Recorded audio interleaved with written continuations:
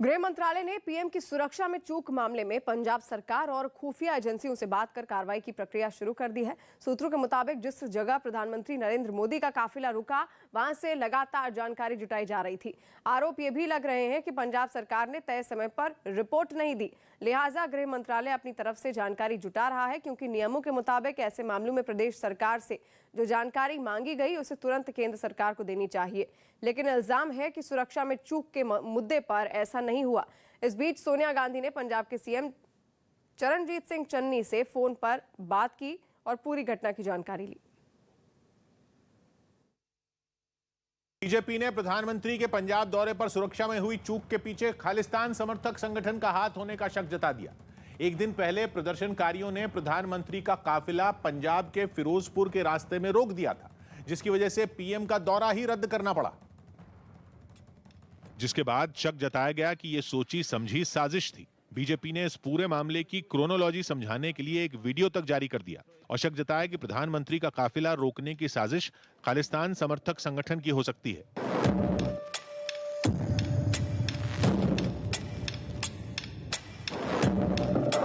यही नहीं, वीडियो में सिलसिलेवार तरीके से बताया गया कि एक दिन पहले पंजाब के फिरोजपुर के रास्ते में प्रधानमंत्री के काफिले के साथ क्या, कैसे और क्यों हुआ।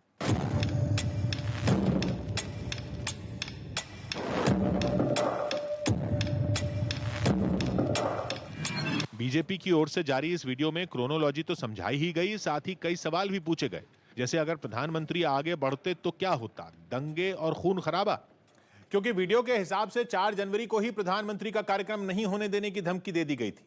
एक और इस वीडियो के जरिए खालिस्तान समर्थक संगठन के षड्यंत्र के संकेत दिए गए, तो दूसरी ओर उसी संगठन सिक्स फॉर जस्टिस की ओर से एक वीडियो जारी किया गया, जिसमें पन्नू ने बोल दिया कि एक दिन पहले फिरोजपुर मोगा हाईवे पर खालिस्तान समर्थक संगठन सिक्स फॉर जस्टिस के लोगों ने प्रदर्शन किया था। 5 जनवरी पंजाब दे विच आजाद खालिस्तान रेफरेंडम दी मुहिम उदों शुरू हो गई। तिरंगे वाले पंजाब नूं छड्ड के दिल्ली वापस पहुंच गए। बात प्रधानमंत्री की सुरक्षा की थी, लिहाजा यह मामला सुप्रीम कोर्ट में भी उठा, जिस पर सुनवाई हो सकती है। बीजेपी बार बार ये कह रही है कि पीएम की सुरक्षा में जो चूक हुई उसके लिए पंजाब सरकार जिम्मेदार है, और अगर उसने प्रधानमंत्री के रूट पर सही इंतजाम किए होते तो उनका दौरा रद्द नहीं करना पड़ता। यही नहीं, बीजेपी ने यह आरोप भी लगाया कि पंजाब पुलिस ने प्रधानमंत्री की रैली में शामिल होने आ रहे बीजेपी कार्यकर्ताओं को जगह जगह रोका, जिसके कुछ वीडियो भी सामने आए। फिरोजपुर के एक बीजेपी नेता ने जो वीडियो जारी किया उसमें पुलिस वाले बीजेपी कार्यकर्ताओं को रोकते नजर आए।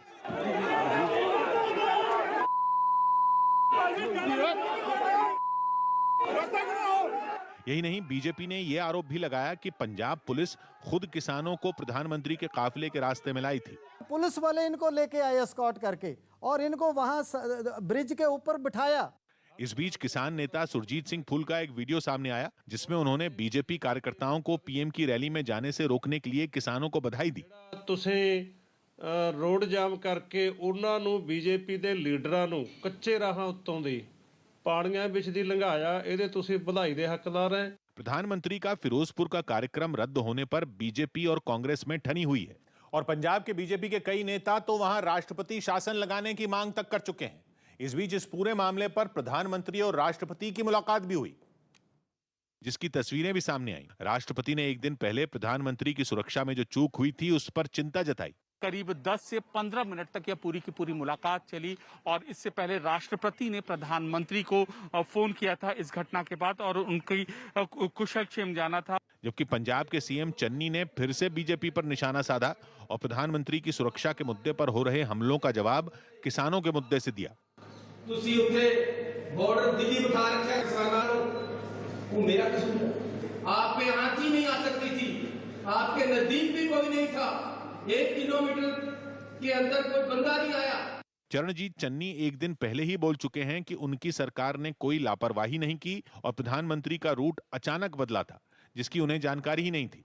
लेकिन पंजाब सरकार की इन दलीलों पर बीजेपी ने भरोसा नहीं किया और प्रधानमंत्री की सुरक्षा में चूक के मुद्दे पर जोरदार प्रदर्शन किया, और देश के अलग अलग शहरों में बीजेपी के कार्यकर्ता सड़कों पर उतरे, जिसकी एक तस्वीर उत्तराखंड के देहरादून से भी सामने आई। वहां कांग्रेस के खिलाफ प्रदर्शन कर रहे बीजेपी की युवा इकाई बीजेवाईएम के कार्यकर्ताओं को काबू करने में पुलिस के पसीने छूट गए। प्रदर्शन के लिए सैकड़ों की संख्या में इकट्ठा हुए लोगों ने कांग्रेस के प्रदेश मुख्यालय की ओर मार्च निकालने की कोशिश की, जिन्हें रोकने के लिए पुलिस की बैरिकेडिंग भी काम नहीं आई।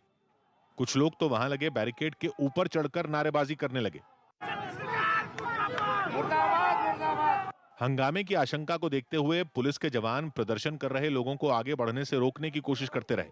पूरे उत्तराखंड का युवा यहाँ पर इनके ये कुकृत्यों के लिए प्रोटेस्ट करने के लिए आया।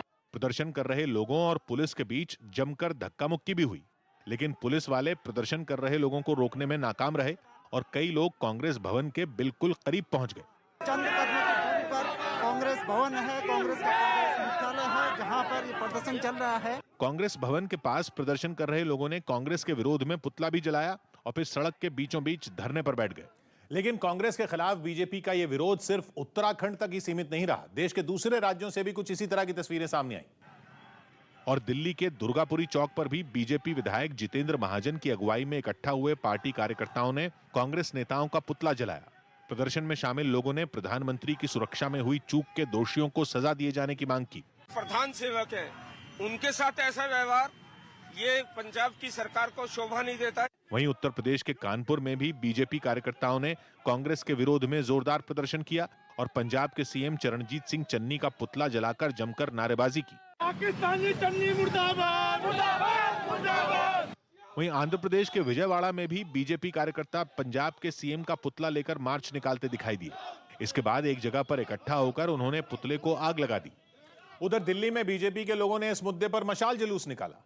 प्रधानमंत्री की सुरक्षा से खिलवाड़ के विरोध में दिल्ली के मोतीनगर इलाके में पार्टी के कई कार्यकर्ता सड़कों पर उतरे और उन्होंने न केवल जुलूस निकाला बल्कि पंजाब के मुख्यमंत्री चरणजीत सिंह चन्नी का पुतला भी फूंका।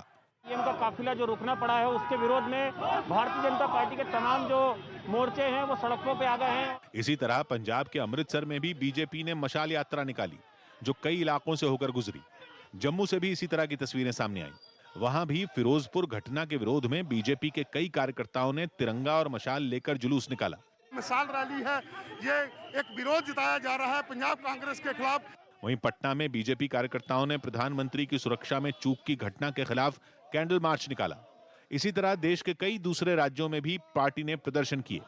वहीं दूसरी तरफ सोनिया गांधी के पंजाब के मुख्यमंत्री को पीएम मोदी की सुरक्षा चूक मुद्दे पर बात करने के बाद केंद्रीय मंत्री स्मृति ईरानी सामने आई। उन्होंने इस मामले में सोनिया गांधी को आड़े हाथ ले लिया। कहीं ऐसा तो नहीं कि मोहरे को इस प्रकार का आदेश दे। परिवार ने अपना पल्ला झाड़ लिया है और अपना गुस्सा दिखाया। पंजाब में प्रधानमंत्री की सुरक्षा में चूक को बीजेपी बड़ी साजिश बता रही है। ऐसे में अलग अलग जगहों पर बीजेपी नेताओं ने प्रधानमंत्री की सलामती के लिए पूजा की, जिसकी एक तस्वीर भोपाल से भी सामने आई, जहां मुख्यमंत्री शिवराज सिंह चौहान ने प्रधानमंत्री की लंबी उम्र के लिए पूजा की।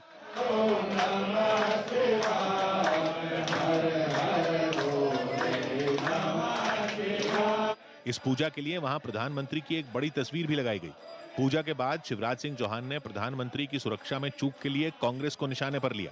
संघीय ढांचे को आपने तार तार कर दिया और जानबूझ के खूनी खेल खेला।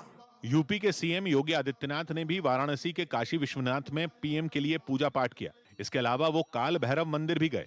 बाबा विश्वनाथ जी का और बाबा काल भैरवनाथ जी का देश के यशस्वी प्रधानमंत्री जी पर अहेतुक कृपा है। वहीं दिल्ली के झंडेवालान मंदिर में भी बीजेपी नेताओं ने प्रधानमंत्री की लंबी उम्र के लिए यज्ञ किया।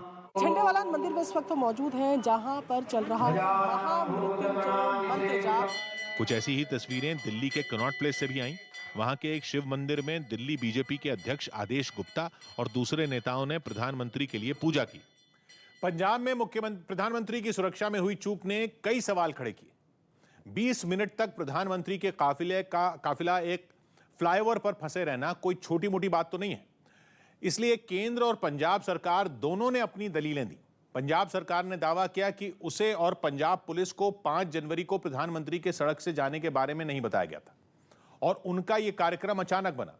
मतलब पंजाब सरकार का कहना है कि उसे पीएम के सड़क के रास्ते जाने का पता ही नहीं था, जबकि केंद्र का दावा है कि इस बारे में 1 और 2 जनवरी को एक सुरक्षा ड्रिल हुई थी, जिसमें प्रधानमंत्री के बठिंडा से फिरोजपुर जाने के लिए वैकल्पिक इंतजाम करने को कहा गया था।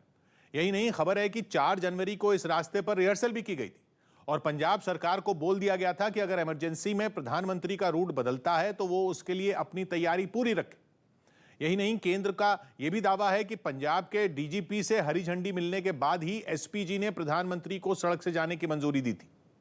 प्रधानमंत्री सड़क के रास्ते इसलिए आए क्योंकि बारिश हुई थी, लेकिन पंजाब सरकार ने दलील दी कि मौसम की वजह से प्रधानमंत्री के रूट में जो बदलाव हुआ वो उसे नहीं बताया गया। जबकि खबर है कि इस बारे में भी पंजाब पुलिस से बात हुई थी कि अगर मौसम बिगड़ा तो प्रधानमंत्री के लिए सड़क से जाने का इंतजाम किया जाए। इस बीच पंजाब सरकार ने प्रधानमंत्री के फिरोजपुर दौरे के लिए जो सुरक्षा इंतजाम किए थे उससे जुड़े निर्देशों की एक चिट्ठी भी सामने आई। ये निर्देश पंजाब के एडीजी लॉ एंड ऑर्डर ने जारी किए थे और राज्य के अलग अलग हिस्सों में किसानों के जमावड़े पर अलर्ट जारी किया था। मतलब यह कि किसानों के प्रदर्शन से माहौल बिगड़ने का अंदाजा पहले से था। यही वजह रही कि पंजाब पुलिस को जरूरत के हिसाब से ट्रैफिक के इंतजाम करने को कहा गया था और साफ साफ बोला गया था कि अगर कोई रास्ता जाम हो जाए तो पुलिस वैकल्पिक रूट की व्यवस्था करे ताकि आने जाने वालों को दिक्कत ना हो। खासकर वीवीआईपी मूवमेंट वाले रास्तों पर जहां जैम खुलवाने के लिए भारी संख्या में पुलिस के जवान तैनात करने के लिए भी बोला गया था और उनके लिए खास तौर पर दूसरे रूट का इंतजाम करने का निर्देश दिया गया था। लेकिन ये सारे निर्देश उस समय धरे के धरे रह गए जब प्रदर्शनकारियों ने प्रधानमंत्री का रास्ता ही रोक दिया और पुलिस उन्हें वहां से हटा नहीं पाई। नतीजा यह हुआ कि प्रधानमंत्री को लौटना पड़ा, जिसके बाद गृह मंत्रालय ने पंजाब सरकार से इस बड़ी चूक पर रिपोर्ट मांग ली। वहीं पंजाब सरकार ने भी मामले की जांच शुरू कर दी और एक हाई लेवल कमेटी बनाई। इस कमेटी में रिटायर्ड जज समेत 3 अधिकारी होंगे जो 3 दिन में अपनी रिपोर्ट सौंपेंगे। इस बीच पंजाब के 30 पूर्व आईपीएस और आईएएस अधिकारियों ने राष्ट्रपति को चिट्ठी लिखी और आरोप लगा दिया कि प्रधानमंत्री की सुरक्षा से जानबूझकर खिलवाड़ हुआ। पंजाब के फिरोजपुर में प्रधानमंत्री नरेंद्र मोदी की सुरक्षा में हुई चूक पर केंद्र और पंजाब सरकार, बीजेपी और कांग्रेस इल्जामों के पहाड़ लेकर एक दूसरे पर टूटे हुए हैं। लेकिन सवाल यह है कि चूक आखिर हुई कहां? तो इसे समझने के लिए प्रधानमंत्री की सुरक्षा और उनके दौरों का पूरा प्रोटोकॉल जानने की जरूरत है। प्रधानमंत्री की सुरक्षा की जिम्मेदारी एसपीजी यानी स्पेशल प्रोटेक्शन ग्रुप पर होती है।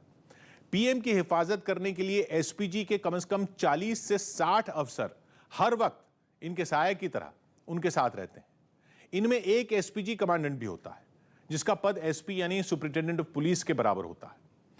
कहने का मतलब यह है कि एसपीजी के अलावा पीएम के आसपास कोई फटक नहीं सकता। प्रधानमंत्री की सुरक्षा के इस घेरे को कहते हैं इनर रिंग। इसके अंदर आने की इजाजत किसी को नहीं होती, किसी को भी नहीं। सुरक्षा के इस पहले चक्र के बाद आती है सिक्योरिटी की बाकी लेयर, जो कि लोकल पुलिस और अर्धसैनिक बल के जवान मुहैया कराते हैं। मिसाल के तौर पर अगर पीएम कहीं रैली करने पहुंचे तो स्टेज पर उनके साथ सिर्फ और सिर्फ एसपीजी के कमांडो ही तैनात रहेंगे। पुलिस तक इस इनर रिंग में मौजूद नहीं रह सकती। यानी प्रधानमंत्री सिर्फ एसपीजी के ही साथ चलते हैं। यह है एसपीजी का रोल। लेकिन एसपीजी को अपना रोल पूरी तरह निभाने के लिए लोकल पुलिस का साथ चाहिए होता है, क्योंकि जिस राज्य में पीएम दौरा करने जाते हैं वहां उनके रूट को संभालने के लिए आती है वहां की पुलिस। जब भी प्रधानमंत्री देश के किसी भी हिस्से में जाते हैं तो उनके रूट की इंचार्ज वहां की पुलिस होती है। इस केस में यह जिम्मेदारी पंजाब पुलिस की थी। प्रधानमंत्री के पहुंचने से पहले पुलिस उनके दौरे का पूरा रूट क्लियर कराती है। उसका काम यह देखना होता है कि जिस रास्ते से प्रधानमंत्री का काफिला गुजरेगा वहां कोई भी सुरक्षा में सेंध न लगा पाए। खासतौर पर वहां आसपास रहने वाले या काम करने वाले लोग पीएम के काफिले के बीच में न आए। यानी पुलिस भीड़ को भी मैनेज करती है। पूरी सड़क का सैनिटाइजेशन प्रधानमंत्री के आने से 3-4 घंटे पहले ही हो जाता है। मतलब कि 3-4 घंटे पहले ही यह सुनिश्चित कर लिया जाता है कि उस रास्ते पर कोई भी ऐसी चीज ना हो जिससे पीएम को जरा सा भी नुकसान पहुंचे। पीएम की सुरक्षा इतनी पुख्ता होती है कि कोई एम्बुलेंस और दमकल की गाड़ी तक उनका काफिला नहीं रोक सकती। इतना ही नहीं, प्रधानमंत्री के कॉन्वॉय में सबसे आगे जो 2 गाड़ियां चलती हैं, जिन्हें एस्कॉर्ट नंबर 1 और एस्कॉर्ट नंबर 2 कहते हैं, उनका बंदोबस्त भी राज्य की पुलिस ही करती है। इन दोनों गाड़ियों के अंदर बैठे जवान लगातार पुलिस के संपर्क में रहते हैं और अगर रास्ते में आगे कोई दिक्कत होती है तो उन्हें तुरंत जानकारी दी जाती है ताकि पीछे आ रही जिस गाड़ी में पीएम सवार हैं उस पर कोई आंच ना आए। यह तो हुई राज्य की पुलिस की जिम्मेदारी। अब प्रधानमंत्री जिस सड़क से गुजरेंगे उसकी सुरक्षा व्यवस्था चाक चौबंद करने के लिए ड्यूटी पर लगाए जाते हैं अर्धसैनिक बल के जवान। अगर इस रास्ते पर टावर हैं या ऊंची ऊंची इमारतें हैं तो उन पर अर्धसैनिक बल अपने स्नाइपर तैनात कर देते ताकि वो ऊंचाई से नीचे नजर रख सकें और कोई भी साजिश नाकाम कर सकें। अब इतना सब करने की बारी तो तब आती है जब प्रधानमंत्री अपने दौरे पर निकल चुके होते हैं। लेकिन पीएम का दौरा शुरू होने से पहले होती है खास मीटिंग। यह होती है ASL यानी एडवांस्ड सिक्योरिटी लिएजॉन मीटिंग, जो कि पीएम के दौरे से 3 दिन पहले ही हो जाती है। अगर प्रधानमंत्री का शेड्यूल पहले से पता हो तो ASL की मीटिंग 1 हफ्ते से भी पहले हो जाती है। यह मीटिंग बहुत बहुत अहम है, इतनी अहम कि पीएम कहीं भी जाएं उससे पहले यह मीटिंग होती ही होती है, फिर चाहे वो दिल्ली में अपने घर के पास ही किसी कार्यक्रम में क्यों न जा रहे हो, क्योंकि इसी मीटिंग के आधार पर प्रधानमंत्री की सिक्योरिटी की हर डिटेल तय की जाती है, उनके रूट का पूरा खाका तैयार किया जाता है। इस मीटिंग में प्रधानमंत्री के दौरे से जुड़ी हर छोटी से छोटी चीज पर चर्चा होती है। इस मीटिंग में IB यानी intelligence bureau, SPG, local police और जहां पीएम जा रहे हैं वहां के DM मौजूद रहते हैं। मीटिंग में IB यह बताती है कि जिस जगह पीएम जा रहे हैं, जिस रास्ते से जा रहे हैं, उसके आसपास कोई खतरा तो नहीं है। सारा गुणागणित करने के बाद ASL रिपोर्ट तैयार होती है, जो कि प्रधानमंत्री के दौरे की गाइड की तरह काम करती है। अब सवाल यह है कि क्या प्रधानमंत्री मोदी के पंजाब के फिरोजपुर दौरे से पहले हुई ASL मीटिंग में इस बात पर चर्चा हुई थी कि वहां प्रदर्शनकारी बवाल खड़ा कर सकते हैं? अगर चर्चा हुई थी तो फिर कैसे प्रदर्शनकारी सड़क पर उतर आए? यह सवाल अहम इसलिए है क्योंकि प्रधानमंत्री की सुरक्षा के मामले में रत्ती भर का रिस्क नहीं लिया जाता और उनके दौरे के लिए सिर्फ एक रास्ते के भरोसे तो बिल्कुल भी नहीं रहा जाता, क्योंकि सफर में कभी भी कोई भी दिक्कत आ सकती है। इसलिए हमेशा बैकअप प्लान तैयार रहता है। प्रधानमंत्री के दौरे के लिए 2 रास्ते तय किए जाते हैं, एक होता है मेन रूट, दूसरा कंटिंजेंसी रूट। होता क्या है कि पीएम का काफिला पहला रूट पकड़ता है, लेकिन दोनों रूट इस तरह तय किए जाते हैं कि अगर पहले रूट पर कोई दिक्कत हुई तो पीएम की गाड़ियां तुरंत दूसरे रूट की तरफ मुड़ जाती हैं, जो कि पहले से ही पूरी तरह सैनिटाइज होता है। यानी जरा सा भी खतरा मोल नहीं लिया जाता। जब तक प्रधानमंत्री इस रूट से गुजर नहीं जाते तब तक किसी को भी उस रूट पर आने की इजाजत नहीं दी जाती। इतना ही नहीं, प्रधानमंत्री के लिए सड़क का एक या फिर कुछ जगह सड़क के दोनों ही हिस्से, दोनों सड़कें बिल्कुल क्लियर कर दिए जाते हैं। जैसे दिल्ली में पीएम के सफर करते वक्त सड़क का एक हिस्सा ब्लॉक किया जाता है, दूसरी तरफ ट्रैफिक चलता रहता है। लेकिन जो संवेदनशील इलाके हैं जैसे कि जम्मू कश्मीर, अगर वहां पीएम दौरा करेंगे तब सड़क के दोनों ही हिस्सों को, दोनों तरफ के ट्रैफिक को आम लोगों के लिए बंद कर दिया जाता है। यहां तक कि IB जिस तरह का इनपुट देती है उसके आधार पर एक हेलीकॉप्टर भी स्टैंड बाय पर रखा जाता है। पीएम मोदी की सुरक्षा में सेंध के मसले पर केंद्रीय मंत्री स्मृति ईरानी ने कांग्रेस अध्यक्ष सोनिया गांधी पर निशाना साधा है। न्यूज 18 से बातचीत में स्मृति ईरानी ने कहा कि कल तक कांग्रेस देश में जश्न मना रही थी, लेकिन जब देश में कांग्रेस के खिलाफ आवाज उठनी शुरू हुई तो कांग्रेस नेताओं ने अब चिंता जतानी शुरू की है। प्रधानमंत्री के कैवलकेड में जो सुरक्षा चूक हुई, इस पर बात करने के लिए हमारे साथ केंद्रीय मंत्री स्मृति ईरानी हैं। मैम, अभी कांग्रेस अध्यक्षा सोनिया गांधी ने भी इस पर चिंता जताई है और पंजाब सरकार से बड़ी जल्दी चिंता जता दी। 24 घंटे उनके जब अधिकारी कांग्रेस पार्टी के जश्न मना रहे थे तब ना चिंता व्यक्त की, ना आक्रोश व्यक्त किया, ना कोई इंक्वायरी की। जब देखा कि पूरा देश एकजुट हो चुका है और पूरा देश इस बात का खंडन कर रहा है और कांग्रेस पार्टी के आला कमान से जवाब मांग रहा है, तब मजबूरन उनकी आत्मा और चिंता जागी है।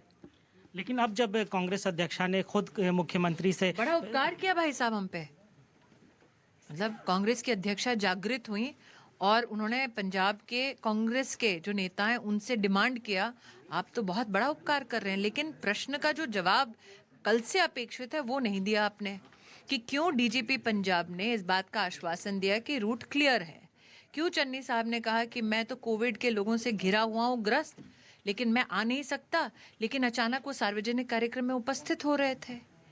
किसने डायरेक्ट किया उन लोगों को कि वो फ्लाईओवर पर चढ़कर प्रधानमंत्री के कैवलकेड के सामने खतरे के एक वस्तु के नाते या फिर एक प्रतिबिंब के नाते वहां उपस्थित हों? प्रधानमंत्री की मूवमेंट की जानकारी किसने लोगों को दी?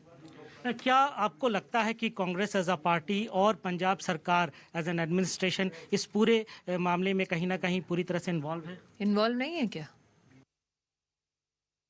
पंजाब के अमृतसर में इटली के मिलान से पहुंची एक चार्टर्ड फ्लाइट के 125 यात्रियों के कोरोना पॉजिटिव मिलने पर बवाल मच गया। इस फ्लाइट से कुल 179 यात्री वहां पहुंचे, जिनमें 125 की कोरोना रिपोर्ट पॉजिटिव आने के बाद एयरपोर्ट पर बवाल मच गया, क्योंकि एयरपोर्ट के अधिकारी कोरोना पॉजिटिव यात्रियों को क्वारंटीन सेंटर भेजने की तैयारी करने लगे, जिसका यात्रियों को लेने वहां पहुंचे उनके रिश्तेदारों ने कड़ा विरोध किया। हंगामा कर रहे लोगों ने एयरपोर्ट प्रशासन पर उनके रिश्तेदारों की जान से खिलवाड़ करने का आरोप लगाया। हंगामा कर रहे लोगों ने अमृतसर एयरपोर्ट पर हुई कोरोना जांच पर भी सवाल उठाए। ਨੈਗੇਟਿਵ ਦਿਖਾ ਕੇ ਜਹਾਜ਼ਾਂ ਦੇ ਵਿੱਚ ਬਿਠਾ ਦਿਆ ਜਿਸ ਟਾਈਮ ਅੰਮ੍ਰਿਤਸਰ 에ਅਰਪੋਰਟ ਤੇ ਪਹੁੰਚਦੇ ਆ ਉਸੇ ਟਾਈਮ ਕੋरोना पॉजिटिव। हालांकि यात्रियों के रिश्तेदारों के विरोध का एयरपोर्ट प्रशासन पर कोई असर नहीं हुआ और उन्होंने सभी को एम्बुलेंस के जरिए उनके जिलों के क्वारंटीन सेंटरों में भेजने की तैयारी शुरू कर दी, जिसके लिए एयरपोर्ट के बाहर बड़ी संख्या में एम्बुलेंस भी पहुंच गई। 160 लोगों का टेस्ट किया गया, 125 गॉट पॉजिटिव। वहीं एयरपोर्ट पर यात्रियों के रिश्तेदारों का हंगामा बढ़ता देख वहां सुरक्षा बढ़ा दी गई। और ये तो विदेश से लौटे लोगों की बात है। देश के अंदर भी पिछले 10 दिनों में कोरोना के नए मरीजों की संख्या में बड़ा उछाल देखने को मिला। स्वास्थ्य मंत्रालय की ओर से जारी आंकड़ों के मुताबिक पिछले 10 दिनों के अंदर कोरोना के नए मामलों की रफ्तार 15 गुना तक बढ़ गई। 27 दिसंबर को कोरोना के करीब 6000 मामले सामने आए थे और 10 दिनों में यह आंकड़ा बढ़कर 90,000 के पार पहुंच गया। यही नहीं, इन 10 दिनों में 10% से ज्यादा साप्ताहिक पॉजिटिविटी दर वाले जिलों की संख्या 2 से बढ़कर 41 पहुंच गई। और अगर बात सिर्फ नए साल के 5 दिनों की करें तो अब तक कोरोना के करीब 2.5 लाख नए मामले सामने आ चुके हैं, जिनका बोझ अस्पतालों पर पड़ना शुरू हो गया है। वहां कोरोना मरीजों के बेड भरने का सिलसिला तेजी से जारी है। मुंबई में जहां एक हफ्ते पहले तक कोरोना मरीजों के लिए रिजर्व 2% बेड ही भरे थे, वहीं अब यह आंकड़ा 50% तक बढ़ चुका है। इस बीच खबर है कि महाराष्ट्र में अगर कोरोना मरीजों के 40% बेड भर जाते हैं तो राज्य में लॉकडाउन लगाने पर उद्धव सरकार गंभीरता से विचार करेगी। वहीं दिल्ली के भी अलग अलग अस्पतालों में कोरोना मरीजों के लिए रिजर्व 700 से ज्यादा बेड अब तक भर चुके हैं और केजरीवाल सरकार ने सभी निजी अस्पतालों में 40% बेड कोरोना मरीजों के लिए रिजर्व करने का आदेश भी दिया है।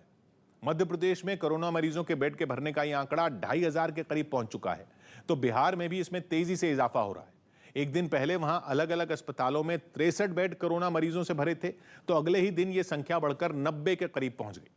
लेकिन इसके बावजूद कई जगहों पर लोग लापरवाह होने से बाज नहीं आ रहे। कोरोना पर शिकंजा कसने के लिए मध्य प्रदेश के जबलपुर में पुलिस ने नियम तोड़ने वालों पर सख्ती फिर बढ़ा दी। तेजी से बढ़ रहे कोरोना मरीजों की संख्या पर ब्रेक लगाने के लिए पुलिस प्रशासन ने रोको टोको अभियान को दोबारा शुरू कर दिया, जिसके तहत शहर के अलग अलग इलाकों में पुलिस वाले तैनात कर दिए गए और जो लोग उन्हें बिना मास्क के दिखे उनका उन्होंने चालान काटा। दोपहिया वाहन चालक बिना मास्क के घूम रहा है, उन्हें लगातार यहाँ पर रोकने की कार्रवाई की जा रही है। चाहे टू व्हीलर सवार हो या कार सवार, पुलिस वालों ने लापरवाही बरत रहे लोगों के चालान काटने में कोई कोताही नहीं बरती। वार्निंग दे रहे हैं और रसीद भी काट रहे हैं। जबलपुर में मास्क नहीं लगाने वालों का 100 रुपए का चालान काटा जा रहा है। वहीं कोरोना से निपटने के लिए कुछ राज्यों ने सख्त पाबंदियां लागू कर दी हैं। कई राज्यों की तरह बिहार में भी कोरोना मरीजों की तादाद तेजी से बढ़ रही है, जिसे देखते हुए बिहार सरकार ने पूरे राज्य में नाइट कर्फ्यू लगाने का फैसला किया। यह नाइट कर्फ्यू रात 10 बजे से सुबह 5 बजे तक जारी रहेगा। इसके अलावा पूरे राज्य में सिनेमा हॉल, स्विमिंग पूल, चिड़ियाघर और मॉल पूरी तरह बंद रहेंगे। भीड़ को कम करने के मकसद से किसी शादी समारोह में 50 लोगों को और अंतिम संस्कार में 20 लोगों को ही शामिल होने की इजाजत दी गई। बिहार के अलावा तमिलनाडु में भी नाइट कर्फ्यू का ऐलान किया गया, जो रात 10 बजे से सुबह 5 बजे तक जारी रहेगा। इतना ही नहीं, तमिलनाडु में रविवार यानी 9 जनवरी को पूर्ण लॉकडाउन का फैसला भी किया गया। इसी तरह छत्तीसगढ़ सरकार ने फैसला किया कि जिन जिलों में कोरोना मरीजों के बढ़ने की दर 4% से ज्यादा है, वहां नाइट कर्फ्यू लगाया जाएगा।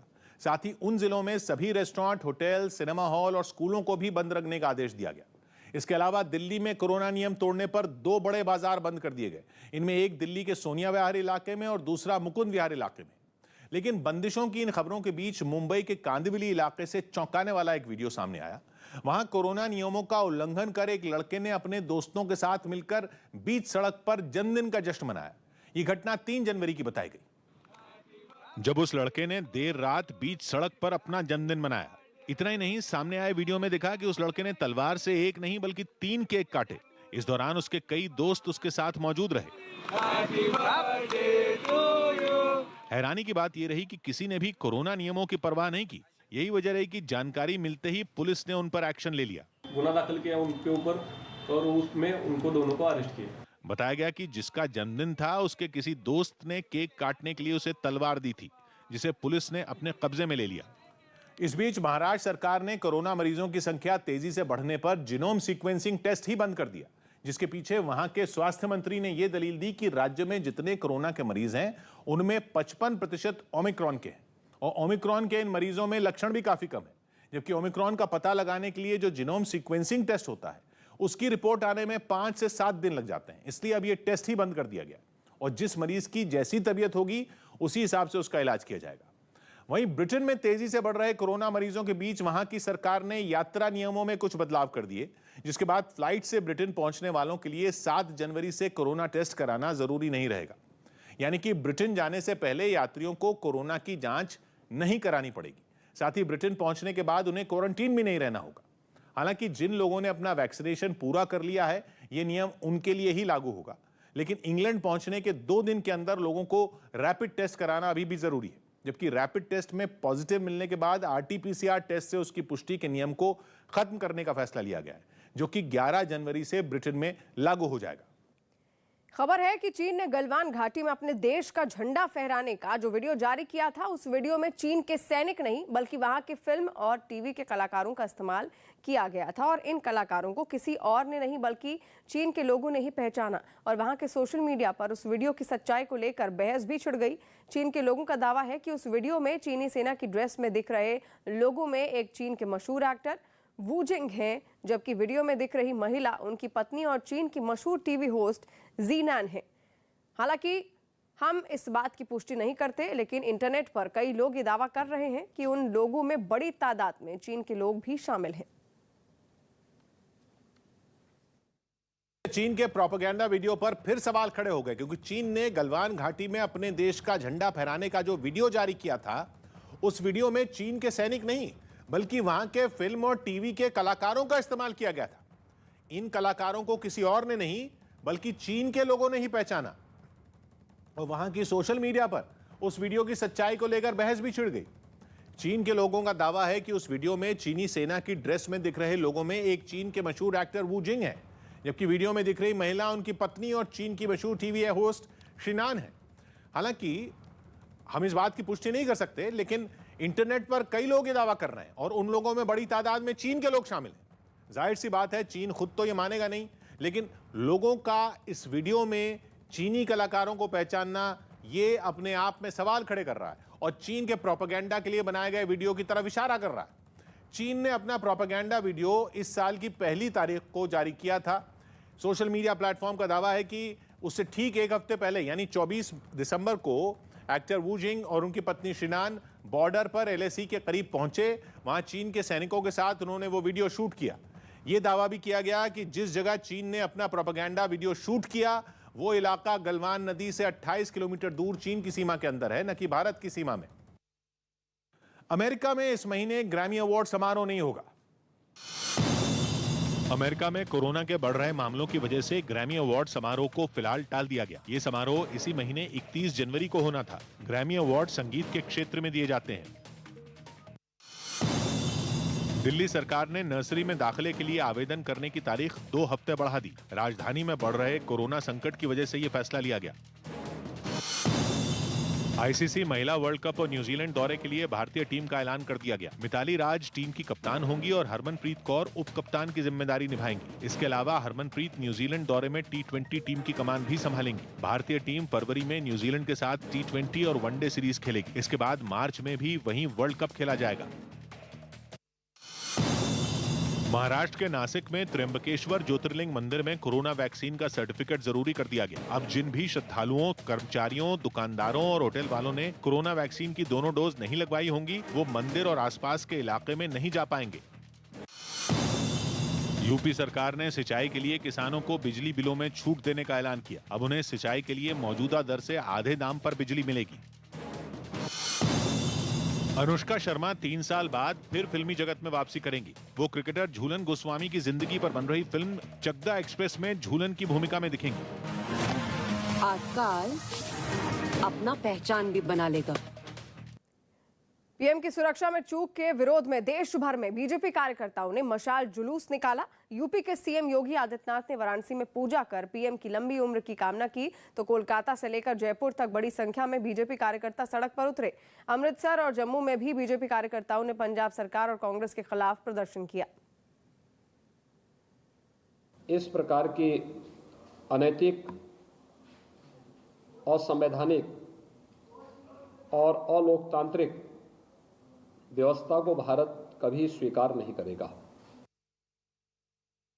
किम जोंग उन ने एक बार फिर अमेरिका और जापान की नींद उड़ा दी। उत्तर कोरिया ने एक बेहद ताकतवर हाइपरसोनिक मिसाइल का परीक्षण किया जो कामयाब होने की जानकारी सामने आई।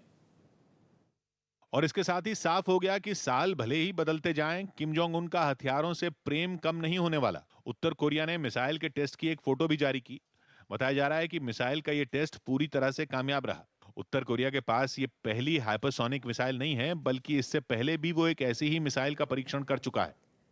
नए साल में उत्तर प्रदेश के मुख्यमंत्री योगी आदित्यनाथ ने किसानों को बड़ा तोहफा दिया। यूपी के किसानों को बिजली के बिल में 50% की छूट मिलेगी। प्रस्तावित नई दरों के मुताबिक ग्रामीण क्षेत्रों में मीटर्ड कनेक्शन पर अभी जहां 2 रुपए प्रति यूनिट की दर से बिल देना होता है, वहीं अब 1 रुपए प्रति यूनिट देना होगा। इस कनेक्शन के लिए फिक्स चार्ज 70 की जगह 35 रुपए प्रति हॉर्स पावर लगेगा और इसी तरह अनमीटर्ड कनेक्शन के लिए फिक्स चार्ज 170 रुपए प्रति हॉर्स पावर की जगह 85 रुपए की दर से देना होगा। योगी सरकार के इस फैसले से 50% बिजली कम होगी और सीएम योगी के इस फैसले से 13 लाख किसानों को सीधा फायदा होगा। बिहार के पूर्णिया से दिल दहला देने वाली कुछ तस्वीरें सामने आई। वहां 2 बदमाशों ने एक लड़के की दिन दहाड़े गोली मारकर हत्या कर दी, जिससे इलाके में सनसनी फैल गई। और जैसे ही इस घटना के बारे में पुलिस को पता चला, उन्होंने उस जगह पर जाकर वहां जुटी भीड़ से पूछताछ शुरू कर दी। पुलिस वालों को वहां से एक गोली भी बरामद हुई, जिससे उस लड़के की हत्या की गई। बताया गया कि वो लड़का अपने घर की तरफ जा रहा था, तभी एक मोटरसाइकिल पर सवार 2 लोग पीछे से आए और उसके सिर में गोली मार दी, जिससे उसकी घटना की जगह पर ही मौत हो गई। और दोनों आरोपी इस घटना को अंजाम देने के बाद वहां से भाग निकले। खबर है कि पुलिस उस पूरे इलाके की सीसीटीवी फुटेज खंगाल रही है ताकि आरोपियों तक जल्द पहुंचा जा सके। दिल्ली में पिछले 24 घंटे में कोरोना के 15,000 से ज्यादा मामले सामने आए। 1 जनवरी को दिल्ली में 2,796 केस आए थे, जबकि 2 जनवरी की रिपोर्ट में 3,194 केस, 3 जनवरी को 4,099 और 4 जनवरी को 5,481 मरीज मिले थे। वहीं 5 जनवरी को कोरोना मरीजों का आंकड़ा 10,665 पहुंच गया। इसके बाद दिल्ली के अस्पतालों में बेड बढ़ा दिए गए हैं।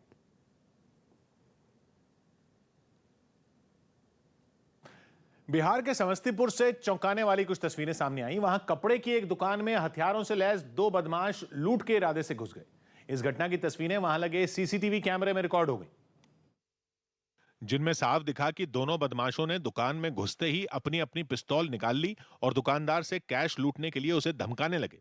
दोनों बदमाशों में एक दुकान के अंदर चला गया, जहां कुछ ग्राहक और वहां के कर्मचारी बैठे थे, जबकि दूसरा बदमाश दुकान के मालिक को लगातार पिस्तौल दिखाकर पैसे लूटने की कोशिश करता रहा। जब थोड़ी देर तक उन लोगों के हाथ कुछ नहीं लगा तो वो तेजी से दुकान से बाहर की तरफ भागे, जिन्हें बाद में वहां मौजूद लोगों ने पकड़ने की कोशिश तो की, लेकिन ऐसा हो नहीं पाया। मुंबई में कोरोना मरीजों की संख्या लगातार बढ़ती जा रही है। 6 जनवरी को मुंबई के अस्पताल में 35,594 बेड थे।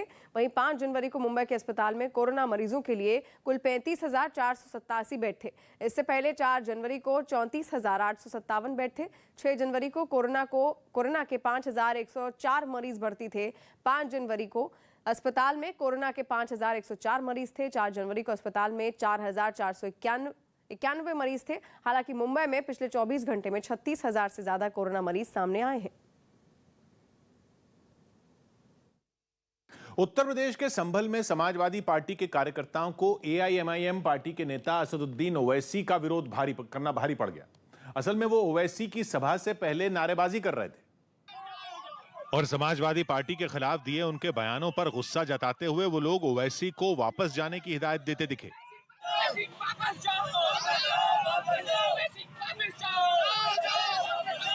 लेकिन हंगामा बढ़ने पर पुलिस ने मोर्चा संभाल लिया। पुलिस के एक्शन लेते ही समाजवादी पार्टी के कार्यकर्ताओं में भगदड़ मच गई। पुलिस ने कुछ ही मिनट में वहां से समाजवादी पार्टी के कार्यकर्ताओं को खदेड़ दिया, जिससे वहां लगा ट्रैफिक जैम भी खुल गया।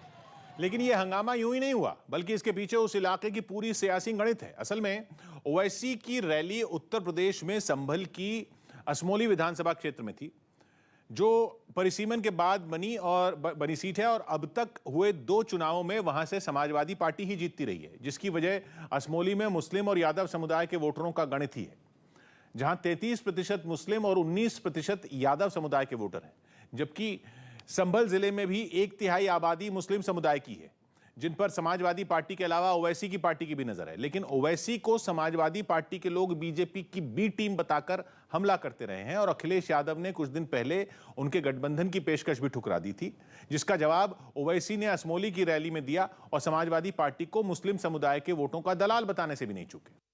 मैं हूं किशोर अजवाणी, आज की ताजा खबर जारी है।